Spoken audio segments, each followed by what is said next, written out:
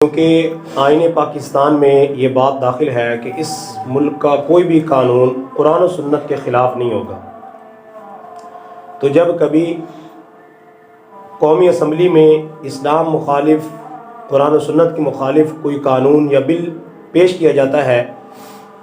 تو ہمارے مذہبی حلقوں میں ایسی باتوں کی تردید کی جاتی ہے۔ اسلام مخالف جو بل قومی اسمبلی میں پیش کیے جاتے ہیں یا پاس کیے جاتے ہیں ان کی بھرپور مذمت کی جاتی ہے، مخالفت کی جاتی ہے، ان کی تردید کی جاتی ہے۔ تو جہاں ان کی تردید کی جاتی ہے، مذمت کی جاتی ہے، تو جب کبھی ہماری قومی اسمبلی میں کوئی ایسا بل پیش ہو جو قرآن و سنت کے مطابق ہو اور وہ فیصلہ، وہ قانون اسلام کے حق میں ہو، تو ہمیں ان کی حوصلہ افزائی بھی کرنی چاہیے اور ان کا جو عمل ہے اس کو قابل ستائش قرار دیتے ہوئے ان کی حوصلہ افزائی کرنی چاہیے۔ گزشتہ دنوں قومی اسمبلی میں جو ہے ایک قانون پاس ہوا عظمت صحابہ و اہل بیت عظام رضی اللہ عنہم اجمعین کے حوالے سے کہ جو کوئی بھی اصحاب پیغمبر صلی اللہ علیہ وسلم اور اہل بیت پیغمبر صلی اللہ علیہ وسلم کے خلاف زبان درازی کرے، ان کی گستاخی کرے، توہین آمیز باتیں ان کے خلاف کرے، تو اس کے لیے قومی اسمبلی میں یہ بل منظور ہو گیا، قانون بن گیا کہ اس کی جو کم از کم سزا ہے قید کی 10 سال اور زیادہ سے زیادہ اس کو عمر قید کی سزا سنائی جا سکتی ہے۔ تو ہمارے مذہبی حلقوں میں ہمارے علماء اور مذہبی لوگ، دیندار لوگوں نے اس فیصلے کی جو ہے تائید کی اور اس کو قابل ستائش قرار دیا اور ان لوگوں کی حوصلہ افزائی کی جن کی کوشش سے، جن کی محنت سے یہ قانون بنا۔ میرے بھائیو، حقیقت یہ ہے کہ اللہ کے پاک پیغمبر صلی اللہ علیہ وسلم کے صحابہ اور اہل بیت، ان کی عظمت، احترام دل میں رکھنا ایمان کا حصہ ہے، مومن رہنے کے لیے ضروری ہے۔ اللہ کے پیارے حبیب صلی اللہ علیہ وسلم کا یہ فرمان ہے، اصحابی کالنجوم فبأیہم اقتدیتم اہتدیتم، کہ میری امت کے لوگوں، میرے صحابہ ستاروں کی مانند ہیں۔ میرے صحابہ میں سے تم جس کی بھی اتباع کرو گے، پیروی کرو گے، اس کے پیچھے چلو گے، تم جو ہے ہدایت پا جاؤ گے، کامیاب ہو جاؤ گے۔ اسی طرح اللہ کے نبی صلی اللہ علیہ وسلم نے اپنے اہل بیت کو کشتی نوح کی مانند قرار دیا۔ نوح علیہ السلام کی قوم پر جب عذاب آیا تو جو اس کشتی کے اندر سوار ہو گیا وہ بچ گیا، اس کی جان بچ گئی، وہ کامیاب ہوا، اور جو اس کشتی میں سوار نہیں ہوئے تھے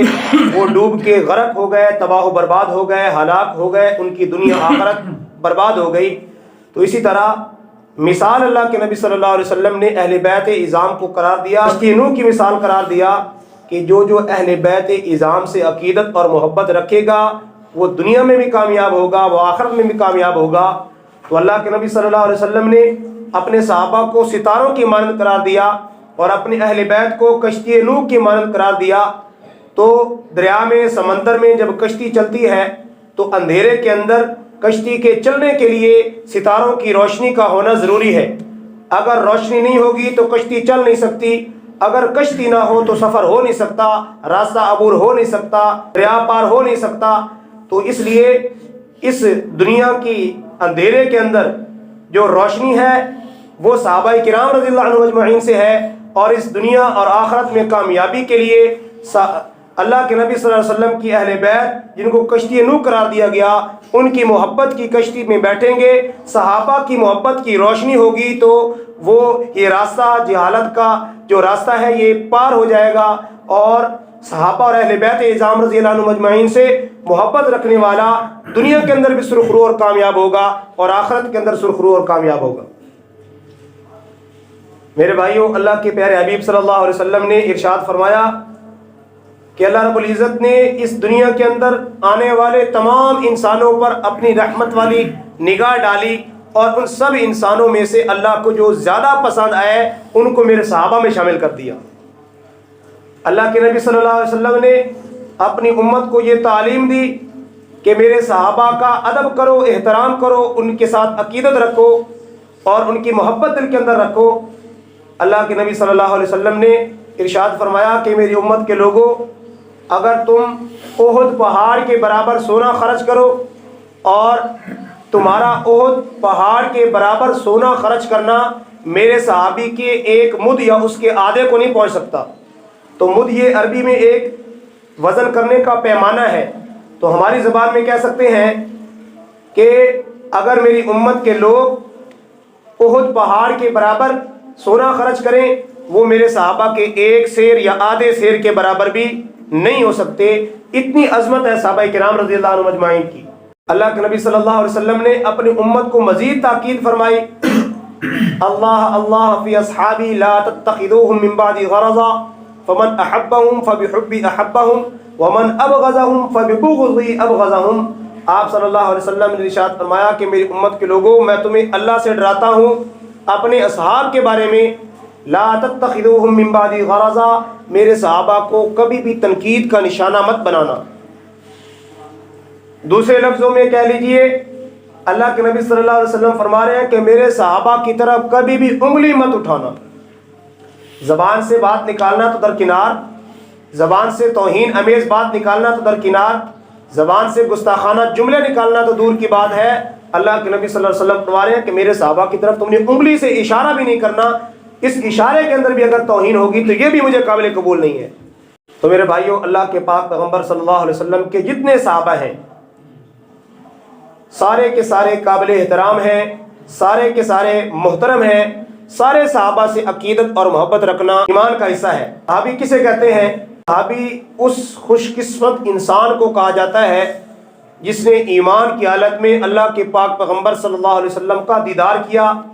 یا آپ صلی اللہ علیہ وسلم نے اس کو دیکھا ہے اور اسی ایمان کی حالت میں ہی اس کا اس دنیا سے انتقال ہوا ہے، تو اس کو صحابی رسول کہا جاتا ہے۔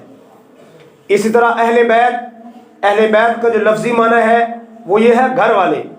تو یہ ایک اصطلاح ہے، جب بھی اہل بیت کا لفظ بولا جاتا ہے تو اس سے مراد اللہ کے پاک پیغمبر صلی اللہ علیہ وسلم کے گھر والے مراد ہوتے ہیں۔ تو اہل بیت کے اندر آپ صلی اللہ علیہ وسلم کی ازواج مطہرات اور آپ صلی اللہ علیہ وسلم کی اولاد، نواسیاں، نواسے اور آپ صلی اللہ علیہ وسلم کے داماد سارے کے سارے اہل بیت کے اندر شامل ہیں۔ تو آپ صلی اللہ علیہ وسلم کے اصحاب سے محبت اور عقیدت یہ بھی ایمان کا حصہ ہے، اور آپ صلی اللہ علیہ وسلم کی اہل بیت سے عقیدت اور محبت یہ بھی ایمان کا حصہ ہے۔ تو دونوں کو احترام کی نظر سے دیکھنا، دونوں کا احترام دل کے اندر رکھنا ضروری ہے۔ لیکن میرے بھائیوں، افسوس کی بات یہ ہے کہ اتنے فضائل مناقب قرآن و سنت کی تعلیمات کے باوجود کہ اللہ نے قرآن کے اندر اصحاب پیغمبر کے لیے رضی اللہ عنہم اجمعین کا جو ہے اعلان فرما رکھا ہے کہ اللہ ان سب سے راضی ہو گیا ہے، اللہ پاک نے ان کے لیے بخشش کا اعلان کر دیا ہے، اور اللہ پاک نے یوں بھی ارشاد فرمایا اولئک الذین امتحن اللہ قلوبہم للتقوی، کہ میرے نبی کی جو جماعت ہے اللہ پاک نے ان کے دلوں کا امتحان لیا، ان کو جھنجھوڑا، ان کو جو ہے خوب ان کو آزمایا۔ اس کے بعد اللہ پاک نے لہم مغفرۃ واجر عظیم کا جو ہے اعلان کیا کہ ان کے لیے مغفرت ہے اور بہت بڑا اجر عظیم ہے۔ اور احادیث کے اندر آپ حضرات نے سنا کہ اللہ کے نبی صلی اللہ علیہ وسلم نے کس طرح صحابہ کے ساتھ عقیدت محبت رکھنے کا جو ہے حکم فرمایا، تاکید فرمائی۔ اس سب کے باوجود ایک بدبخت ٹولہ ایسا بھی ہے جو ان نیک ہستیوں پر بھی زبان درازی سے باز نہیں آتا۔ تو جن نیک ہستیوں کے بارے میں اللہ کے نبی صلی اللہ علیہ وسلم تعلیم فرما رہے ہیں، تاکید فرما رہے ہیں کہ ان سے ادب اور احترام رکھنا تمہارے لیے ضروری ہے، اس کے باوجود بھی اگر کوئی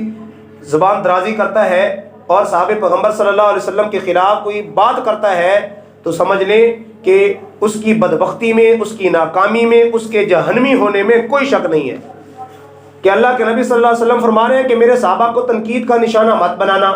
میرے دوستوں کو، میرے شاگردوں کو تنقید کا نشانہ، ان پر انگلی مت اٹھانا۔ اور اللہ کے نبی صلی اللہ علیہ وسلم اس سے بڑھ کر یہ ارشاد فرما دیں کہ فمن احبہم فبحبی احبہم، کہ میرے صحابہ سے جو محبت رکھے گا وہ مجھ سے محبت رکھے گا، اور جو میرے صحابہ سے، میرے شاگردوں سے، میری جماعت سے، میرے شاگردوں سے بغض رکھے گا، نفرت رکھے گا، تو گویا اس نے مجھ سے نفرت کی ہے, مجھ سے بغض رکھا ہے. تو اس بات سے ہم سمجھ سکتے ہیں کہ اتنی تاکید کے باوجود, اتنی باتوں کے باوجود بھی اگر ان ہستیوں کے خلاف کوئی زبان درازی کرتا ہے تو وہ بدقسمت ہی ہو سکتا ہے, وہ نالائق ہی ہو سکتا ہے, اللہ اور اللہ کے رسول کی نظر سے گرا ہوا ہو سکتا ہے, اس کی دنیا آخرت برباد ہو سکتی ہے. کوئی مومن جو ہے, جو اللہ اور اللہ کے رسول کا نام لینے والا ہے, اپنے آپ کو مومن کہنے والا ہے, وہ کبھی بھی ایسی بات دل کے اندر سوچ بھی نہیں سکتا. جس کے دل میں ذرہ برابر ایمان کی رتی موجود ہے وہ کبھی بھی ایسی بات سوچ بھی نہیں سکتا. اللہ رب العزت سے دعا ہے اللہ پاک ہمیں آپ صلی اللہ علیہ وسلم کے جو اصحاب ہیں ان کے ساتھ عقیدت اور محبت رکھنے کی توفیق عطا فرمائے. اور ایسے پروپیگنڈے, آج کا دور میرے بھائیوں انٹرنیٹ کا دور ہے, جدید دور ہے, سوشل میڈیا کا دور ہے, جس میں ہر نوجوان, ہر آدمی انٹرنیٹ کے ساتھ منسلک ہے. تو جو انٹرنیٹ کے ساتھ منسلک ہے تو ایسے لوگ بھی انٹرنیٹ پر آ رہے ہیں جو ایسی عظیم ہستیوں کے خلاف بھی زبان درازی کرتے ہیں. تو ہمیں ایسے بدبختوں سے ہوشیار رہنا چاہیے. بس ہمیں ایک نظریہ قائم کر لیا, ہم نے یہ سوچ فکر کر لی کہ اللہ کے نبی صلی اللہ علیہ وسلم کے صحابہ بخشے ہوئے ہیں, وہ قرآنی شخصیات ہیں, قرآن نے ان کے لیے بخشش کا اعلان کر دیا ہے, اللہ کے پاک پیغمبر صلی اللہ علیہ وسلم نے ان کے لیے بخشش کا جب اعلان کر دیا ہے تو دوسرا تیسرا کون ہوتا ہے کوئی بات کرنے والا. ہمیں کسی کی بات پر کوئی کان نہیں دھرنا چاہیے اور کسی کی بات کی طرف کوئی توجہ نہیں کرنی چاہیے. ہم اللہ کے فیصلے پر راضی ہیں, ہمیں اللہ کے پاک پیغمبر صلی اللہ علیہ وسلم کا فیصلہ منظور ہے, ہم اسی پر راضی ہیں اور اسی کے اندر اپنی دنیا آخرت کی کامیابی سمجھتے ہیں. ہم کسی کی بات کی طرف توجہ نہیں کرتے, دھیان نہیں کرتے. کوئی جو کہتا ہے جو ہے اس کی وہ اپنی بدبختی ہے, اس کا اپنا عمل ہے, ہم اس عمل سے دستبردار ہیں. اور جہاں تک ہم سے ہو سکے کہ جو اصحاب پیغمبر کے خلاف اس طرح کی زبان درازی کرے اس کی روک تھام کے لیے جتنی ہم کوشش کر سکتے ہیں اس میں حصہ ضرور ڈالیں. کبھی بھی ایسے پروپیگنڈے, ایسی سازش کا شکار نہ ہو جس سے ہمارے ایمان پر جو ہے فرق پڑ جائے, ہمارا ایمان خطرے میں پڑ جائے, ہمارا دین خطرے میں پڑ جائے اور دنیا آخرت میں ہمیں ناکامی کا سامنا کرنا پڑے. اللہ رب العزت سے دعا ہے اللہ پاک ہم سب کو جو کچھ کہا سنا ہے اس پر عمل کی توفیق عطا فرمائے. واخر دعوانا الحمدللہ رب العالمین. تمام حضرات سنت ادا فرما لیں.